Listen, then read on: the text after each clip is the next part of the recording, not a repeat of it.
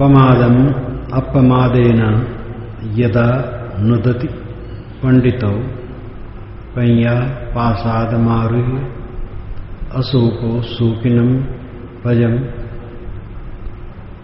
पवतट्ठोव भूमट्ठे धीरो बाले अवेक्षति। पमादम अपमादेन यदा नुदति पंडितौ, यदा पंडितौ जब पंडित, जब विवेकवान पुरुष अपमादेन अप्रमाद से, सावधानी से, निरालस से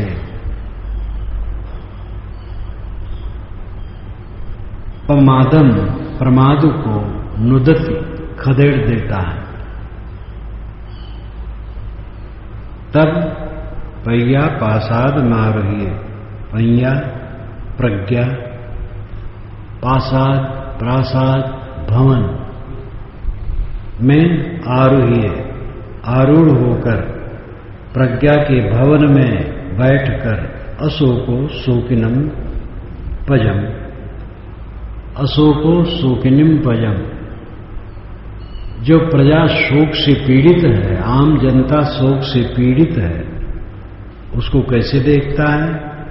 पब तट्ठव भूमट्ठे धीरो बाले अवेक्षति, जैसे पर्वत पर बैठा हुआ व्यक्ति जमीन के लोगों को देखता है।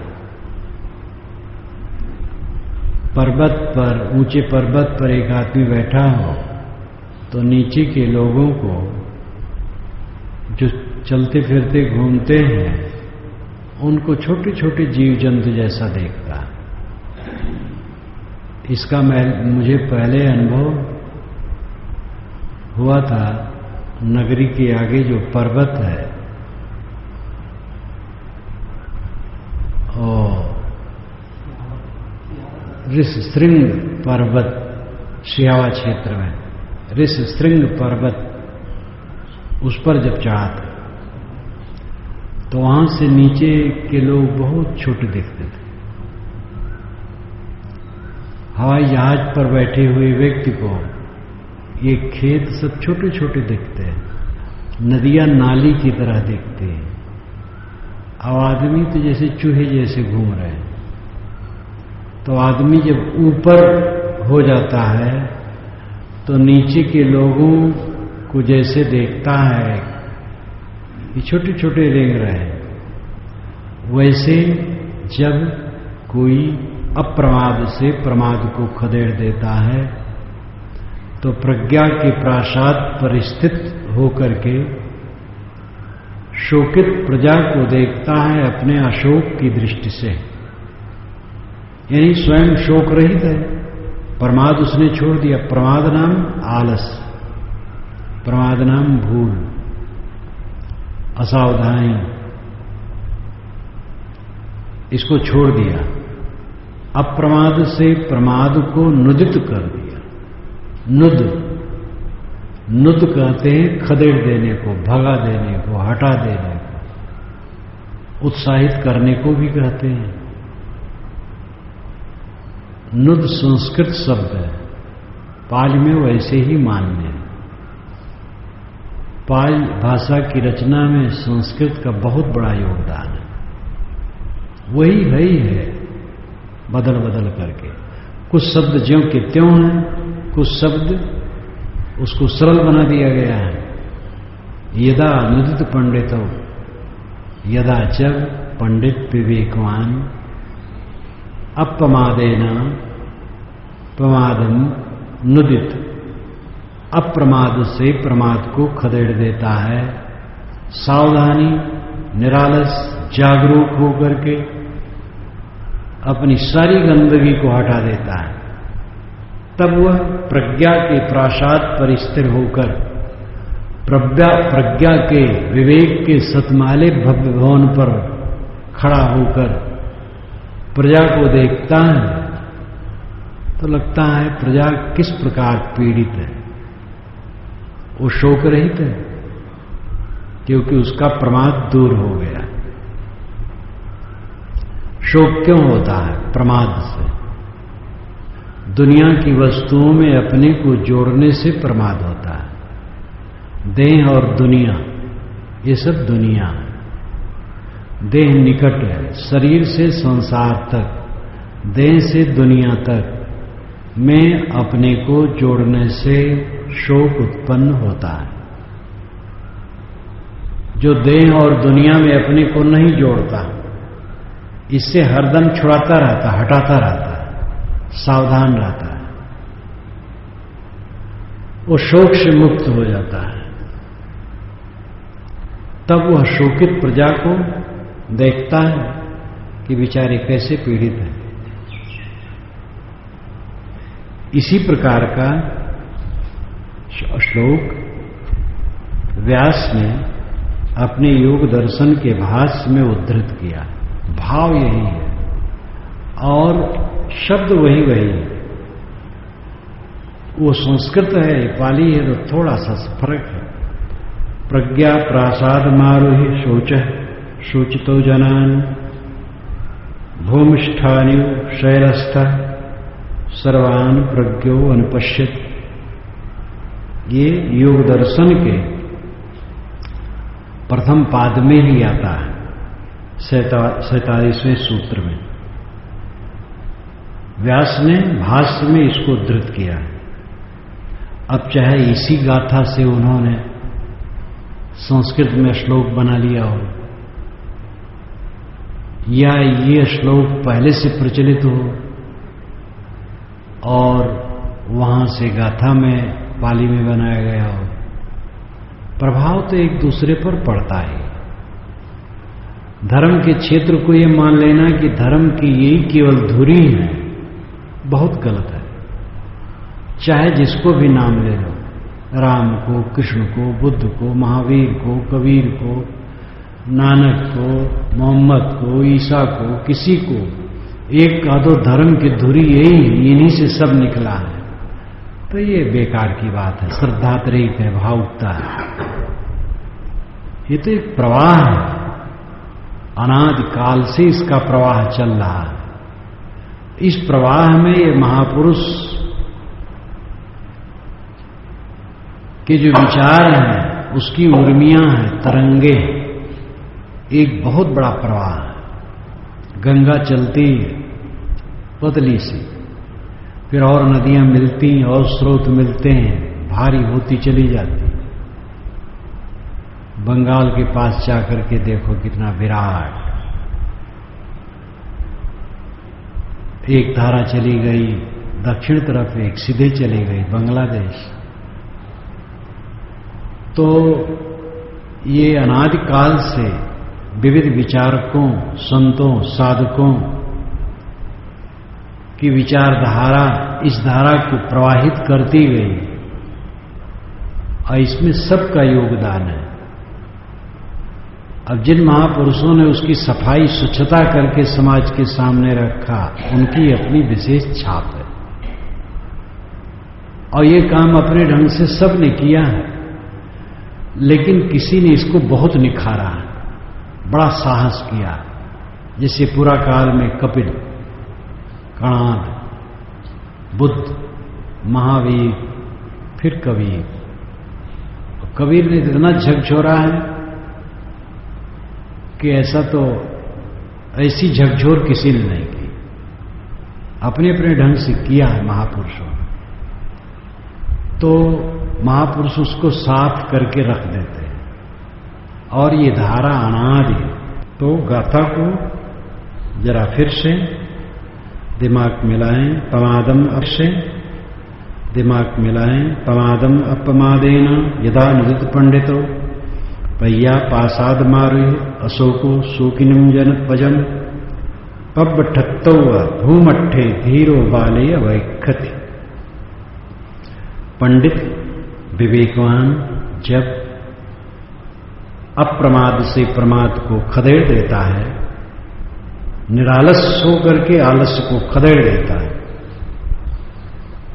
ज्ञानवान होकर के भूल को खदेड़ देता है और शोक से मुक्त हो जाता है, तब वह प्रज्ञा के प्रासाद पर विवेक के भवन पर खड़ा होकर के शोकित प्रजा को उसी प्रकार देखता है जैसे ऊंचे पर्वत पर बैठा व्यक्ति जमीन के व्यक्तियों को। अपमत्तौ पमत्तेषु सुप्तेषु बहुजागरौ अब्बलस्सं वा शीघ्रसौ हित्वा यात सुमेधसौ।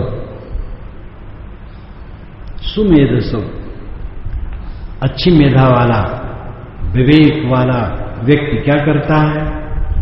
अपमत्तौ पमत्तेषु सुप्तेषु बहुजागरौ। प्रमाद में डूबे हुए लोगों के बीच में वह अप्रमादी व्यक्ति और सोते हुए के बीच में से वह बहुत जागरणशील व्यक्ति कैसे आगे निकल जाता है? जैसे अब्बलस्सं वा शीघ्रसौ हित्वायात सुमेधसौ। जैसे अश्व हो, घोड़ा, तेज घोड़ा, तो दुर्बल घोड़ों के बीच में से वो आगे फरफरा करके निकल जाए, वैसे बहुत से सोए हुए लोगों के बीच में और बहुत से प्रमादियों के बीच से एक प्रमादहीन विवेकवान पुरुष, जागरणशील पुरुष आगे निकल जाता है। ये देखा जाता है, साधकों में भी देखा जाता है, कितने साधक आते हैं और उनकी स्थिति बढ़िया नहीं रहती है, उनके मन में कामनाएं रहती हैं, सांसारिक कामनाएं रहती, कहीं गुरुवाई कामना रहती है, मनमानी घूमने खाने बरतने कामना रहती है, संयम आज्ञाकारिता में रह करके अपने को साधने कल्याण की इच्छा नहीं रहती, धूमिल हो जाती, भटक जाते हैं। और जो सही बुद्धि वाले हैं वो सन्मार्ग में लगे रहते हैं। उनमें भी जो विशेष जागरूक हैं, ज्यादा चिंतन मनन करते हैं, इस पर ध्यान देते हैं, वह साधना में बहुत जल्दी जल्दी आगे बढ़ जाते हैं, उन्हीं लोगों के बीच में रहते रहते। अब्बलस्सं वा शीघ्रसौ हित्वा यात सुमेधसौ। शीघ्रसौ शीघ्र अश्व, शीघ्रगामी अश्व, तेज दौड़ने वाला घोड़ा। अबलस्सं वा, अबल अश्व निर्बल घोड़ों के बीच में से हित्वा उनको छोड़कर यात चला जाता है आगे। इसी प्रकार सुमेधसौ अच्छा मेधवान विवेकवान पुरुष प्रमादियों के बीच में से अप्रमादी होकर और बहुत सोने वालों के बीच में से जागृत होकर आगे निकल जाता है। जल्दी जल्दी उसका सब काम तमाम हो जाता है। शोक रहित, मोह रहित, दुख रहित, पीड़ा रहित, संताप रहित मन, एकदम निर्मल निर्मल निर्मल, कोई भय नहीं, कोई चिंता नहीं, कोई पीड़ा नहीं, निर्मल दशा बहुत जल्दी प्राप्त कर लेता है। लोग, कितने लोग हमें इसने दुख दिया, हमें उसने दुख दिया, हमारी निंदा कर रहे हैं, अब मैं क्या करूं? कायर आदमी, पूरी दुनिया मिलकर निंदा करे तो हमारा कोई क्या कर सकता है? अपमादेन मघवा देवानम श्रेष्ठतम गतौ अपमादम प्रशंसन पमादो गर्हितो सदा। अपमादेन मघवा, मघवा इंद्र, अपमादेन प्रमाद न करने से, सावधान रहने से, जागरूक रहने से, एकदम तैयार रहने से हर काम में। देवानां श्रेष्ठतम गतौ, देवानां श्रेष्ठतम गता, देवताओं के बीच में वो श्रेष्ठ हो गया। वेद में और बहुत देवता हैं, लेकिन इंद्र सबसे तेज है। ऋग्वेद की 1/4 हिस्से में इंद्र की महिमा गाई गई है। तो क्यों? क्योंकि वो बहुत गतिशील था। तो क्यों? क्योंकि वो बहुत गतिशील था, बहुत जागरूक था। तथ्य यह है कि वेद के जितने देवता हैं प्राकृतिक शक्तियां, इंद्र भी प्राकृतिक शक्ति है, लेकिन हर देवता का काव्यात्मक वर्णन है और उनके व्यक्तित्व की निखार है। जैसे हवा, और हवा ही की बहुत बढ़िया वर्णन है। मरुत का वर्णन तो हमें सबसे अच्छा लगता है। मरुत बहुत भाई हैं और सब बराबर है, न कोई छोटा है, न बड़ा है, न मध्य है। समता के लिए कितना सुंदर उपदेश है। मरुत सभी भाई बराबर है। तो इंद्र कोई व्यक्ति नहीं हुआ है। जो वेद का इंद्र है वो कोई व्यक्ति नहीं, प्राकृतिक शक्ति है, लेकिन व्यक्तिकरण हुआ है काव्य में। तो जैसे रूढ़ रही उसी ढंग से तथागत कहते हैं, देवानाम श्रेष्ठतम गतौ, देवानाम श्रेष्ठताम गतः, देवताओं में श्रेष्ठ स्थिति उसकी क्यों हुई? अपमादेन, प्रमाद न करने से। वो हर समय जागरूक था। कहा जाता है माता से पैदा हुआ इंद्र, तो उसने तुरंत खूब सोमरस पिया और कहा माता बताओ कौन कौन से शत्रु हैं, उनको पहले बताओ, मारूं। कौन कौन वीर है इस पृथ्वी पर, उसको मैं मारूं। तो पैदा होते ही वो मारने लिए तैयार हो गया शत्रुओं को, वीरों को। अपमाद प्रशंसन्ति प्रमादो गर्हितो सदा। अप्रमाद सदैव प्रशंसित है। निरालस, सेवापरायण, कर्तव्यनिष्ठ, साधना में दृढ़, जागरूक, श्रमशील, सदैव प्रशंसित होता है। और प्रमादो गर्हितो सदा, प्रमादी आदमी सदैव, प्रमाद सदैव गर्हित है। प्रमाद, आलस्य, कायरता सदैव गर्हित है, निंदित है। अपमाद रदोभिक प्रमादे भयदस्यवा, संयोजनम अणुम थूलम डहम अग्गिव गच्छित। अपमाद रदोभिक, जो भिक्ष, जो साधु, जो सन्यासी, जो साधक अपमाद में रत है, प्रमाद में, अप्रमाद में लीन है, यानी प्रमाद से रहित है, सावधान है, सब समय सावधान। सावधानी ही साधना है, ये समझ लो। जो निरंतर सावधान है, जागरूक है, मन में गंदगी नहीं आने देता, वाणी में असंयम नहीं आने देता, इंद्रियों में असंयम नहीं आने देता, खान पान, बात व्यवहार, लेन देन, उठना बैठना, मिलना जुलना, कहीं भी असावधान नहीं होता, ऐसा अप्रमाद में रत भिक्खु, जागरूक सावधान साधक। प्रमादे भयदस्यवा वा, अथवा प्रमाद में जो भय करता है, डरता है, भूल न हो जाए मुझसे, असावधानी न हो जाए, खाते समय भूल न हो जाए, बोलते समय न हो जाए, सोचते समय न हो जाए, किसी से व्यवहार करते समय गलत न हो जाए, ऐसा जो भय रखता है, प्रमाद से भय करता है और अप्रमाद में लीन रहता है। संयोजनम अणुम थूलम डहम अग्नि व गच्छत। जितने संयोजन, संयोजन नाम संबंध, बंधन, अणुम थूलम, चाहे अणु हो चाहे थूल हो, छोटा हो या बड़ा हो, डहम अग्नि व गच्छत। डहम जलाता है, अग्नि व अग्नि यु गच्छत जाता है। सभी स्थूल सूक्ष्म बंधनों को जलाता हुआ जाता है।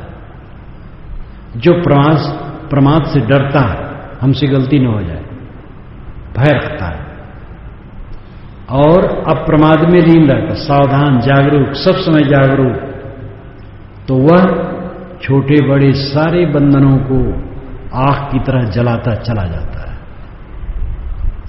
छोटे बंधन होते हैं, बड़े बंधन होते हैं। काम वासना बड़ा बंधन है, अहंकार बड़ा बंधन है, मेरी बुद्धि सबसे चाण है और सबकी बुद्धि तुच्छ है। यह मूर्खता अनेक मनुष्यों में खूब होती है।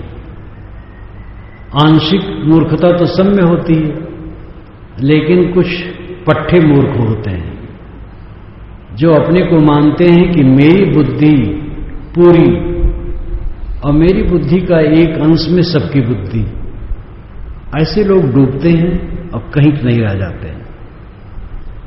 जो एकदम विनम्र हो गया, एकदम नम्र हो गया, सावधान, अनादिकाल से हमारा मन विषयों का सूअर बना लौटता रहा है। कहां कहां मैं नमस्कार कर रहा हूं। एक ने कहा, महाराज मैं किसी का नमस्कार नहीं करता। मैंने कहा, तंबाकू बीड़ी सिगरेट का नमस्कार तो लोग करते ही हैं, काम क्रोध लोग मुंह का नमस्कार करते हैं, वासनाएं हरदम जलाती रहती उनका नमस्कार करते हैं, अपनी गंदी आदतों का नमस्कार करते हैं, तो बहुत लजा गए। हम अपनी मूर्खता को देख पावे हैं तो गल जाएंगे। जबान खोलने की जगह नहीं है, अपने को संभालेंगे। साधक निरंतर अपने को देखता है, दूसरे को नहीं। दूसरे पर टिप्पणी करने वाला महामूर्ख है।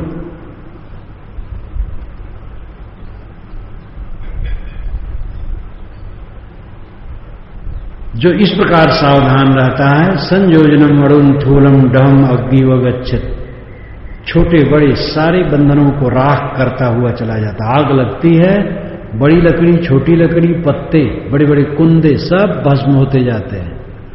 जो सतत जागरूक साधक है, सारे बंधनों को खाक कर देता है। अपमादरतो पमादे भयदस्यवा अब्बो परिहाणाय निब्बाणस्येव संतिके। जो भिक्षु, जो साधक, जो सन्यासी, जो विचारवान अप्रमाद में रत है और भय दिखता है प्रमाद में, जो प्रमाद से सदैव डरता है भूल न हो जाए। जो डरता है उसे भूल नहीं, तो डर करनी, डर परम गुरु, डर पारस, डर सार, डरत रहे सुबरे गाफिल खाई मार। जो अपने मंत्रियों से सावधान, सबसे सावधान और अप्रमाद में लगानी, सावधानी में जागरूक। अभब्बो परिहाणाय, उसका परिहाणाय विनाश पतन।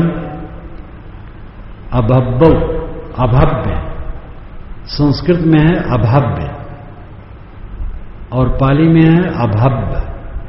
अ भ और डबल बा, अभव्य। और संस्कृत में है अ भ आधा व और या अभव्य। अभव्य नाम जो न हो, असंभव। या अभव्य का अर्थ है अशुभ भी, गलत भी, लेकिन मुख्य अर्थ है असंभव, जो न हो। अभव्यो परिहाण आए, परिहाण का मतलब है पतन। उसका पतन असंभव है। जो भय प्रमाद से डरता है और अप्रमाद में लीन है, जो भूल चूक गलतियों अपने मनंद्रियों से सावधान रहता सदैव, उसका पतन असंभव है, वो पतित नहीं हो सकता। निब्बाण सेव संतिके, निर्वाण सेव संतिके, निर्वाण एव संतिके। संत के अंत के निकट, उसके निकट निर्वाण है, वो निर्वाण के निकट पहुंचा है, मोक्ष के निकट पहुंचा है।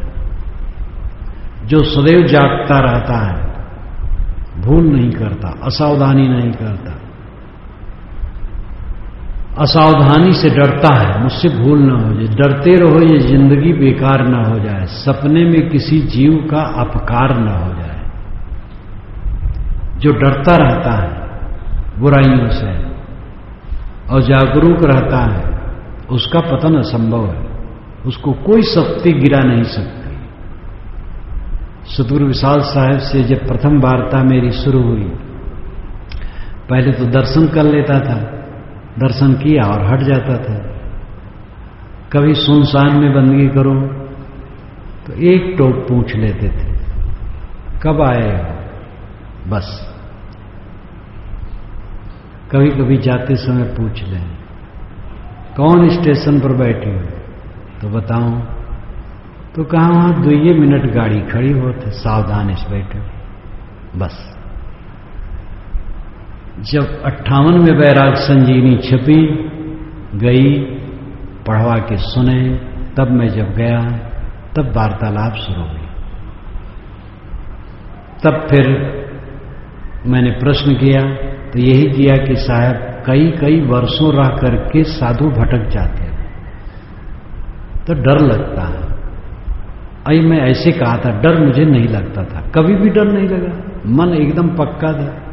घर से निकला तभी पक्का करके निकला था, डर नाम की चीजें नहीं थी। लेकिन नम्रता के लिए यही कहा कि कई कई वर्ष रोग ला करके भटक जाते हैं, डर लगता है। ये डर का जरूरत है, जो भटक जे, जो नहीं भटका चाहिए को भटकाए भी। साहब की वाणी में इतना बल था क्योंकि वैसे जीवन था, वैसे मन था, कौन भटका सकता है? हम अपने को न भटकाएं तो कोई भटका सकता है? अभद्भव परिहाणाय निब्बाणाय से संत के, यह पंक्ति बहुत बलवान है। इस पंक्ति का भाव साधकों के लिए, जो अपनी बुराइयों से डरता रहे, अपनी असावधानी से डरता रहे, अपनी गलतियों से डरता रहे और जो निरंतर सावधान रहे, उसका पतन असंभव, कोई नहीं गिरा सकता। बल्कि निर्वाण से संत के, उसके निकट निर्वाण है, मोक्ष उसके निकट है। निकट क्या, मुक्त रूप ही है। जो सावधान है, जागरूक है, वो कहीं मोह के फंदे में नहीं पड़ता। मोह की फांसी कटी और कल्याण। दूसरा वर्ग समाप्त हुआ। चित्त वग्गव, चित्त निमन, वग्ग वर्ग प्रकरण। फंदनम चपलम चित्तम दुरखम दुन्निवारयम उजुम करोति मेधावी उसकारो व तेजनम। मन कैसे है? फंदनम, स्पंदनम, कांपने वाला, हरदम धक धक करने वाला, तनिक तनिक बातों में आंदोलित हो जाने वाला। चपलम, बहुत तेज दौड़ने वाला। दुरक्षम, दुरक्षम, इसकी सुरक्षा करना बड़ा कठिन, बहुत जल्दी भागता है। दुन्निवार्यम, इसका निवारण करना, गंदगी से हटा करके शुद्ध में लगाना भी बहुत मुश्किल, बहुत जल्दी गंदगी में भाग जाता है।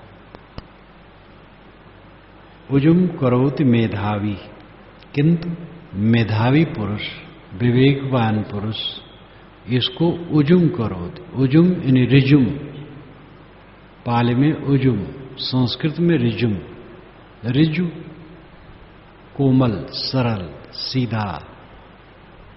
विवेकवान इसको सीधा करता है। कैसे सीधा करता है? उसकारो तेजनम, उसकार, ईसुकार, संस्कृत में ईशुकार। ईशु नाम बाण, ईशुकार नाम बाण बनाने वाला। इस उसकारो, पाली में उसकारो, व नाम यु, ईशुकार यु, बाण बनाने वाले के समान। तेजनम, तेजनम का अर्थ होता बांस, तेजनम का अर्थ होता है बाण का नोक। यहां बाण का नोक अर्थ है, बाण के नोक को जैसे बाण बनाने वाला सीधा करता है, वैसे विवेकवान इस मन को सीधा करते हैं। जब बाण बनाते हैं तो ऐसी लकड़ी का बाण बनाया जाता है जिसमें कि उलझने का चांस कम हो, वो सीधा रहे। लकड़ी बिल्कुल सीधी रहती है, तब धनुष से छोड़ने पर वो निशाने पर जाती है, और टेढ़ी मेढ़ी होगी जब तो इधर उधर हो जाएगी। इसलिए लकड़ी बिल्कुल सीधी होती है और उसका जो फल होता है एकदम सीधा। तो जैसे बाण बनाने वाला बाण को सीधा करता है, वैसे विवेकवान पुरुष इस मन को ऋजु करते हैं, कोमल बनाते हैं। ये ठीक है कि ये फंदनम चपलम है, अस्पंदनम, हरदम हिलने और डुलने वाला। हमारी कमजोरी क्या है? थोड़ी अनुकूलता पाकर के फूल जाना, थोड़ी प्रतिकूलता पाकर के पीड़ित हो जाना, यही हमारी दुर्बलता है। ये दुर्बलता जिसकी जितनी घटती जाती है वही साधक है। अनुकूलता व्यर्थ, प्रतिकूलता व्यर्थ, सब क्षणिक क्षणिक क्षणिक। कौन सी अनुकूलता स्थिर रहती है और कौन सी प्रतिकूलता स्थिर रहती है? दोनों से विवेकवान जब ऊपर उठ जाता है तो उसका मन स्पंदनम नहीं रहता है, धक धक नहीं करता है, दृढ़ रहता है। यही उजु करना है, ऋजु करना। संस्कृत में ऋजु, पाली में उजु। ऋजु कोमल, सरल, सीधा, साफ सुथरा करना। चपलम बहुत तेज भाग जाने वाला, लेकिन जब साधक सुबस कर लेता है तो भागता उठता नहीं। कहां भाग के जाए? सब तरफ गंदगी, गंदगी में कहां जाए? दुरक्षम और दुर्निवारणम जो रहता है वो सहज ही सुबस हो जाता है। दुरक्षम, दुरक्षम, जिसकी रक्षा करना बड़ा मुश्किल, और दुर्निवारणम, जिसका निवारण करना मुश्किल। रक्षा करना, निवारण करना। रक्षा करना मतलब सुबस रखना, निवारण करने का अर्थ है जो गलत में लग जाता है उसे हटाना। जो प्रिय माना जाता है उसमें मन लग गया तो उसमें हटाना मुश्किल। जानत भूलत ध्यास तजे बिन बहे जात वही माने सुख बल में। श्री विशाल साहब की पंक्ति है। जानत, जानता है कि जो मैं सोच रहा हूं गलत सोच रहा हूं, ये नहीं सोचना चाहिए, लेकिन भूलत, फिर भूलता है, क्योंकि अध्यास को अभी त्याग नहीं पाया है। इसलिए बहे जात वही माने सुख बल में। जो विषयों में सुख माना है उसी बल में बहा जा रहा है। विषय स्मरण नहीं करना चाहिए, विषय स्मरण हो रहा है, जानता है गलत है, फिर बहा जा रहा है। ये अध्यास का जोर है। अभी अध्यास को काटे नहीं हो, इसलिए ऐसा हो रहा है। जब अध्यास कट जाएगा तो बहेगा ही नहीं। कुछ ख्याल आया तो तुरंत हट जाएगा। तो दुर्निवारणम, दुर्निवारयम, दुर्निवारयम, जिसका निवारण करना कठिन, लेकिन वो सरल हो जाता है। वारिजौवा थली खित्तौ ओक मोकत उब्बथौ परिफंदंति दम चित्तम मारधेयम पहातवे। वारिजौवा थले खित्तौ, वारिज, मछली को यहां वारिज कहा गया। वारिज से जायमान, वारिज, वारी पानी, जा जायमान, जायमान, पानी से पैदा हुई मछली। वारिजौवा, वा नाम इव, वारिज के समान, मछली के समान। थले खित्तो, थले पृथ्वी, खित्तो फेंकी। ओक मोकत, पानी का घर। ओकम ओकत, ओक मोकत समस्त पद है, जिसमें दो पद है। ओक, ओकम, ओकत। पाली में ओक का अर्थ है पानी और ओक का अर्थ है घर। संस्कृत में ओक का अर्थ केवल घर है, पानी नहीं। और ये भाषा पाली है, इसलिए पाली की प्रकृति के अनुसार ओकमोकम शब्द चयन किया गया है। ओकम ओकत, पानी का घर, क्योंकि पाली में ओकम भी पानी है और घर भी ओकम है। ओकम का अर्थ घर भी है, ओकम का अर्थ पानी भी है, इसलिए 2 बार ओक कहा गया। ओक मोकत, ओकम ओकत, पानी का घर। उब्बथौ, फेंक देना। उब्बत, उद्भुत, निकाल लेना, उखाड़ देना, फेंक देना।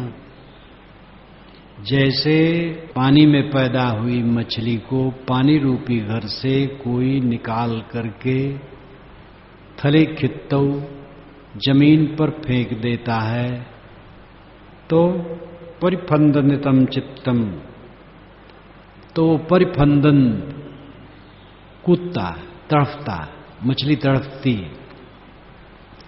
क्योंकि पानी उसका प्राण है। पानी से अलग कर देने पर वो तड़फने लगती है।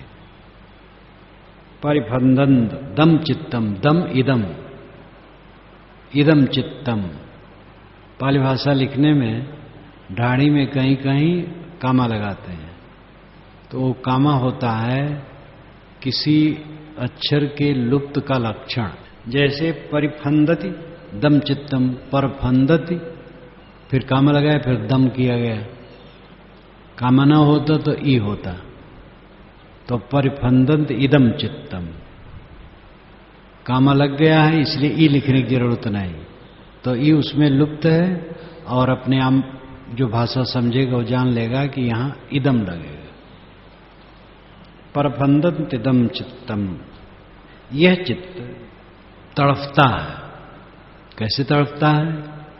जैसे पानी से निकाल करके जमीन पर फेंक दी गई मछली तड़फती है, तैसे हमारा मन, हमारा चित्त ये मोह माया और विषय वासना से निकलने के लिए तड़फता है, व्याकुल है, पीड़ित है, चैन कहीं नहीं है।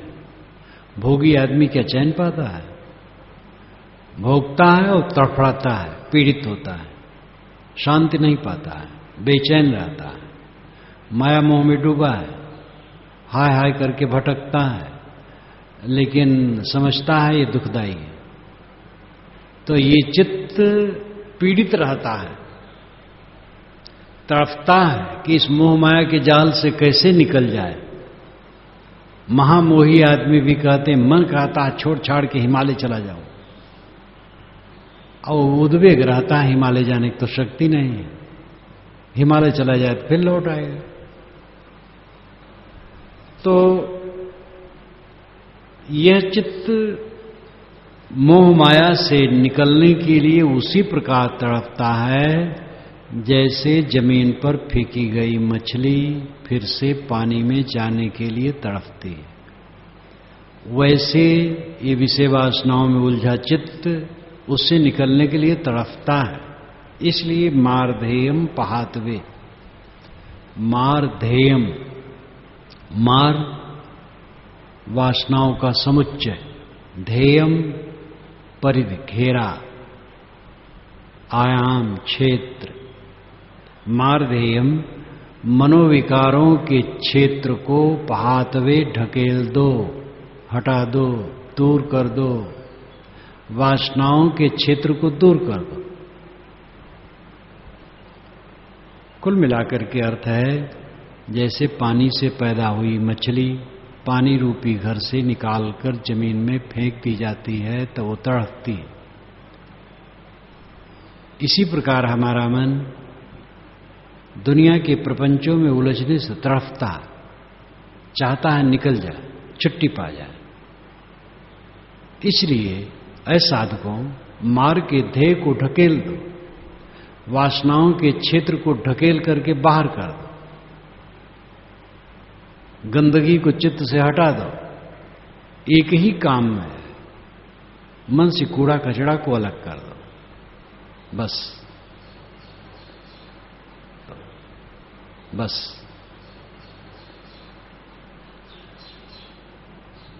दुर्निग्रहस लहुनौ यत् काम निपातिनौ चित्तस्य दमथो साधु चित्तम दत्तम सुखावहम।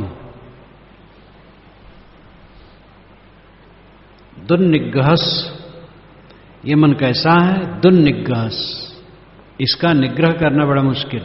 बहुत भागता है। गीता में ही बात कही गई है।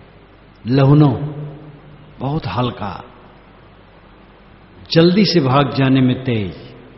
जो हल्का पक्षी की हड्डी बहुत हल्की होती है। बड़े पक्षी होते हैं उनकी भी हड्डी बहुत हल्की होती, मजबूत होती और हल्की होती, उड़ने में इसीलिए सहायक होती है।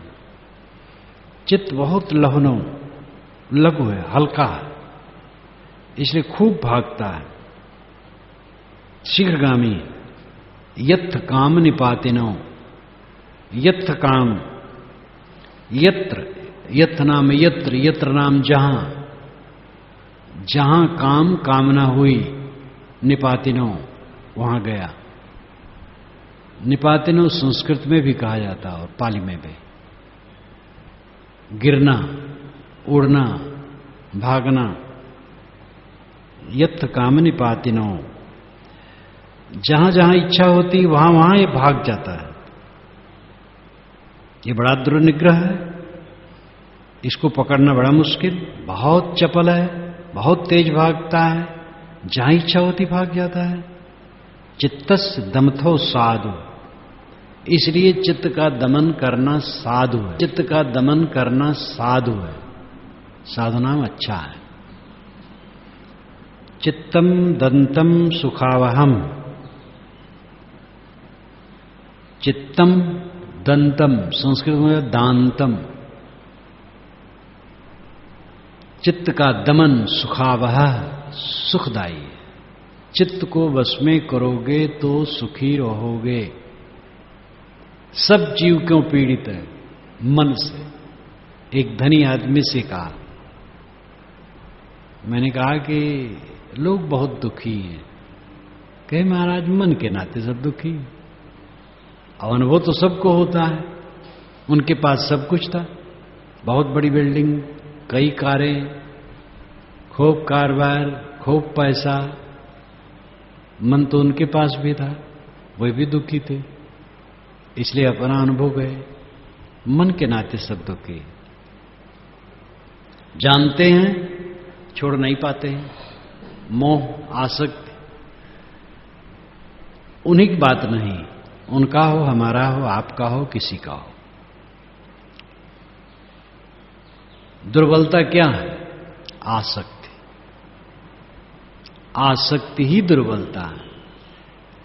इसलिए राजनीतिक कुचक्र में कई ऐसे कुटिल राजा अपने दुश्मन को मिलजुल करके सुंदरियों को भेजा उनके पास,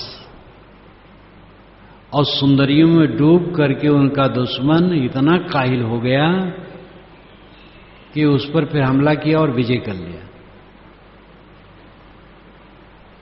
तंबाकू लोग खाते, कितनी गंदी चीज है, आदत बन गई है, अब छोड़ नहीं पाते। छोड़ने में क्या है, छोड़ दे।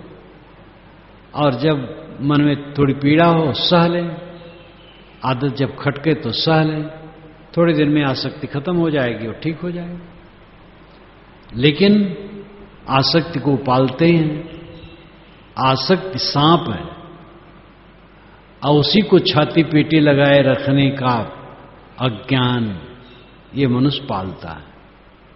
आसक्ति को तोड़े बिना कोई निर्वाण को नहीं पाएगा, विश्राम नहीं पाएगा, कैवल्य नहीं पाएगा, अकेली स्थिति में वो नहीं ठहर पाएगा।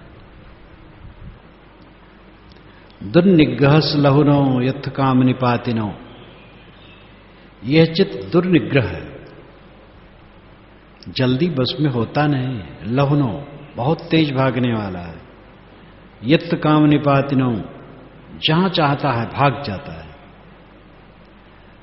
ऐसे चंचल के साथ में रह रहे हो, यह मन चंचल, यह मन चोर, यह मन शुद्ध ठगहार। मन मन करते सुरनर मन चढ़े, मन के लक्ष्य द्वार। लाखों दरवाजे भाग जाने की इसके हैं, लेकिन सावधान हो जाए तो बस में हो जाएगा। चित्तस्य दमथो साधु, चित्त का दमन करना साधु है, अच्छा है, ये काम करो। चित्तम दंतम सुखावहम, चित्त का दमन करना सुखदायी है। शुद्धुद्दसम सुनिपुणम यत्त कामनिपातिनम चित्तम रखे मेधावी चित्तम गुत्तम सुखावहम। सुदुदस्सम, सुदुदस्सम सुनाम बहुत, दुदस्सम दुर्दर्शम देखना मुश्किल, यानी चित्त को समझ पाना मुश्किल। चित्त को देखना मुश्किल का अर्थ है चित्त को समझ पाना मुश्किल। ये शुभ में मिल करके अशुभ में चला जाता है। वैराग का संकल्प कराएगा और राग में पहुंचा देगा। सेवा के चक्कर में कितने साधु बस्ता बांधे भटकते रहते हैं। हम सेवा करेंगे और शक्ति नहीं, योग्यता नहीं, तो क्यों परेशान होते हो? तो क्यों परेशान होते हो? काम उठा लेंगे, बहुत लंबा चौड़ा काम उठा लेंगे, वैसी योग्यता नहीं, वैसी शक्ति नहीं, तो जहां जहां करते करते वो व्यर्थ चला जाता है उनका समय। लोक सेवा का भी काम बल देख के उठाना चाहिए, वैसा बल हो, वैसा कर सके तो बढ़िया है। लोक सेवा का भी क्षेत्र अपना अच्छा है, अपने ढंग से। विवेक नहीं है। सेवा का काम वही उचित है कि सेवा करके फिर स्वतंत्र रहे, सेवा करके संतुष्ट रहे। और सेवा कर रहे हो जहां जहां जीवन भर जहां क्या सेवा कर रहे हैं? हर काम का परिणाम होना चाहिए आत्म संतोष, आत्म शांति, आत्म स्थिरता, और यह न मिले तो कुछ भी अच्छा नहीं। तो चित्त ये शुद्ध दशम है, दुर्दर्शम है। इसको देखना, इसको समझ पाना बहुत मुश्किल है। मन के चक्कर में बड़े बड़े बह जाते। सुनिपुणम, बड़ा निपुण है, बड़ा चालाक है मन। मन कहेगा मैं अच्छा याद कराऊंगा, खराब याद नहीं कराऊंगा, और खराब में ले जाके टिका देगा, तुम्हें पता नहीं लगेगा कब ले गया। इसलिए बहुत सावधान रहो, हरदम बारीकी से चित्त को देखते रहो। यत्थ काम निपातिनम, जहां इच्छा करता है भाग जाता है। चित्तम रखे मेधावी, मेधावी पुरुष को चाहिए, विवेकवान को चाहिए अपने चित्त की रक्षा करे। चित्तम गुत्तम सुखावहम। गुत्तम नाम गुप्तम, गुप्तम का अर्थ है सुरक्षित। तो कई बार कहा हूं, गो गाय, और गाय की जो सेवा करे उसको गोप्ता कहा गया, और सुरक्षित गाय को गुप्त कहा गया। लेकिन आगे चल करके संस्कृत में गुप्त का अर्थ ही हो गया सुरक्षित। कहीं भी गुप्त आए तो सुरक्षित। ये गाय से चला। जैसे गवेषणा, गाय की इच्छा। गाय धन रही वैदिक काल में, तो गाय की इच्छा गवेषणा है। गव और ऐषणा, ऐषणा नाम इच्छा, गाय की इच्छा। आगे चल करके खो जाती थी गाय, तो खोजना पड़ता था, तो खोजने में ये शब्द रूढ़ हुआ। गवेषणा नाम खोज। फिर संस्कृत साहित्य में खोज मात्र के लिए गवेषणा शब्द रूढ़ हो गया। चित्तम गुत्तम, सुरक्षित चित्त सुखदायी होता है। जो अपने चित्त को बस में रखता है, जिसके चित्त में गंदगी नहीं आने पाती है, भव में भूषण है, वही सफल है, वही आनंद कंद है। दूरंगमम एकचरम अशरीरम गुहाशयम, ये चित्त संयमे संत मोखंति मार बंधना। दूरंगमम, दूर भाग जाने वाला, चट से यहां है बंबई पहुंच गया, कलकत्ता पहुंच गया। दूरंगमम, एक चरम, अकेले घूमने वाला। अशरीरम, शरीर रहित, इसको जाने आने में कोई शरीर लगने की जरूरत थोड़े है। गुहा स्वयं, गुफा में सोने वाला। ये शरीर रूपी गुफा में सोता रहता है, और जब चाहता है बहुत दूर भाग जाता है। ये चित्त संयमे संत, जो इस चित्त को संयमित कर लेता, अपने वश में कर लेता है, मोखंति मार बंधना, वो मार बंधन से मुक्त हो जाता है। मार बंधन यानी वासना बंधन, वासना बंधन से छूट जाता है।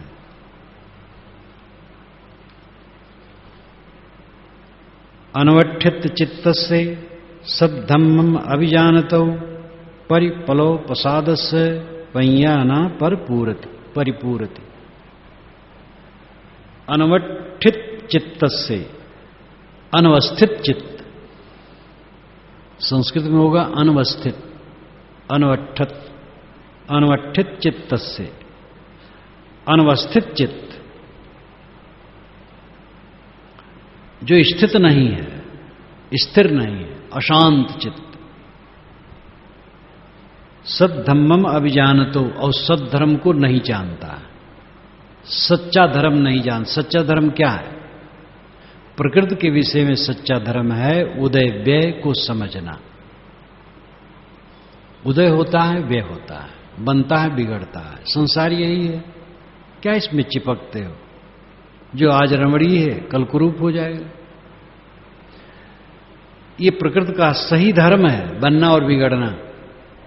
और अपने कल्याण के लिए सही धर्म क्या है? अपने चित्त को सबसे छुड़ा लेना, ये सही धर्म है। इस सच्चे धर्म को जो नहीं जानता, परिप्लो प्रसाद से, जिसका प्रसाद परिप्लव है। प्रसाद प्रसाद, प्रसाद आनंद, प्रसन्नता, श्रद्धा, जिसका परिप्लव है, डामाडोल है, जिसकी श्रद्धा स्थिर नहीं है। पंयाना परिपूरति, उसकी प्रज्ञा परिपूर्ण नहीं होती। बहुत महत्वपूर्ण मंत्र है। सारे मंत्र महत्वपूर्ण हैं, लेकिन उसमें भी हर शास्त्र में कुछ सूक्तियां होती हैं। जो सूक्ति का मतलब है बहुत अच्छी उक्ति, सूक्ति, सुउक्ति। सुनाम अच्छी, उक्ति नाम कथन। सूक्ति का अर्थ होता है अच्छा कथन। तो अच्छा कथन तो सब है, लेकिन कोई कोई बहुत जोरदार होता है। परिपल प्रसाद से, ये बहुत महत्वपूर्ण है। जिसकी श्रद्धा डामाडोल है वो कहीं का नहीं होता है। दृढ़ श्रद्धा होनी चाहिए। किसमें श्रद्धा होनी चाहिए? बुद्धम च, धम्मम च, संगम च, ये तीन में श्रद्धा बुद्ध ने बताया। उन्होंने इसी ग्रंथ में कहा है कि कुछ लोग भयभीत होकर के पेड़ की, नदी की, पर्वत की, चबूतरे की शरण में जाते हैं, लेकिन इस शरण से किसी का कल्याण होने वाला नहीं है। किससे होने वाला है? बुद्ध की शरण से, धम्म की शरण से, संघ की शरण से। बहुत वैज्ञानिक है। ये जड़ पदार्थों की शरण से कैसे कल्याण होगा? बुद्ध यानी सद्गुरु, धर्म यानी सदाचार और ज्ञान, आत्मज्ञान, और संघ यानी संत समाज। पार्क सिद्धांत में ही कहा जाता है सद्गुरु, संत और सिद्धांत। सद्गुरु के प्रति श्रद्धा, संत समाज के प्रति श्रद्धा, और सिद्धांत के प्रति श्रद्धा। सिद्धांत में दो पक्ष होता, दर्शन और आचार। दर्शन पक्ष आत्मज्ञान है, आचार पक्ष संयम है। इसमें जिसकी दृढ़ श्रद्धा नहीं होगी, परिप्लव प्रसाद, उसका प्रसाद परिप्लव है, प्रसन्नता डगमग है, श्रद्धा डामाडोल है। तो इस प्रकार जिसका चित्त चंचल है, जो सच्चे धर्म को नहीं जानता है, जिसकी श्रद्धा डगमगाई हुई है, उसकी प्रज्ञा परिपूर्ण नहीं होती, उसकी बुद्धि स्थिर नहीं होती, वो कल्याण नहीं कर सकता है। और यही नहीं, कहीं भी हो, व्यापार करना है, और व्यापार में, जिस व्यापार में करना उसमें श्रद्धा नहीं तो व्यापार सफल नहीं होगी। मिट्टी की दुकान करो, श्रद्धा रखो, और दिन भर बैठे रहो, मिट्टी बेचो, तो सोना हो जाएगी। और सोना बेचो, श्रद्धा नहीं है, और कभी बैठे कभी नहीं बैठे, बंद करके चले गए, तो सोना मिट्टी हो जाएगी। जो काम करो उसमें समर्पण हो, और समर्पण तभी संभव है जब श्रद्धा हो। एक लड़की अपने भाई को बगल में ऐसे लिए जा रही थी दबाए, तो भाई मोटा तगड़ा था और लड़की कमजोर थी, छोटी थी, तो लचक लचक जाए, परेशान रहे। तो किसी ने कहा इतना मोटे ताजे लड़के लेके चलती है? कहे हाँ हमार भैया हो। तो हमार भैया हो चाहे जितना मोटा हो, चाहे जितनी परेशानी हो। ये श्रद्धा का नमूना है। जब तक अटूट श्रद्धा अपने उद्देश्य में और उद्देश्य साधन में नहीं होगी, तब तक कोई सुखी नहीं हो सकता, सफल नहीं हो सकता है। तो कल्याण, चित्त की शांति, समाधि, निर्वाण, मोक्ष करो रे मनवादिन की तदबीर। आजकल में शरीर छूटेगा, कुछ रहेगा नहीं, और जीव अकेला ही रहने वाला है, इसके साथ कुछ रहने वाला नहीं है। इस स्थिति में श्रद्धा होनी चाहिए, असंगता के बोध में, स्वरूप बोध में श्रद्धा होनी चाहिए, और उस कैवल्य अवस्था में श्रद्धा होनी चाहिए। और इस स्थिति की पूर्ति के लिए सद्गुरु, संत और सिद्धांत और पवित्र रहनी, इसमें अटूट श्रद्धा होनी चाहिए। सदग्रंथों में पठन पाठन, सेवा, भक्ति, सभी अंगों में श्रद्धा होनी चाहिए। इस प्रकार जिसके मन में श्रद्धा होगी, उसी की प्रज्ञा परिपूर्ण होगी। तो ये ध्यान देने योग्य है। अनवठित चित्तस्य सद्धम्मम अभिजानतो परिप्लो प्रसादस्य पय्याना परिपूरति। जिसका चित्त चंचल है, जो सच्चे धर्म को नहीं जानता, जिसकी श्रद्धा डगमगाई है, उसका ज्ञान पूर्ण नहीं हो सकता है। इसलिए चित्त को स्थिर करो और सच्चे धर्म को जानो और अपने उद्देश्य में दृढ़ आस्थावान बनो, फिर बेड़ा पार।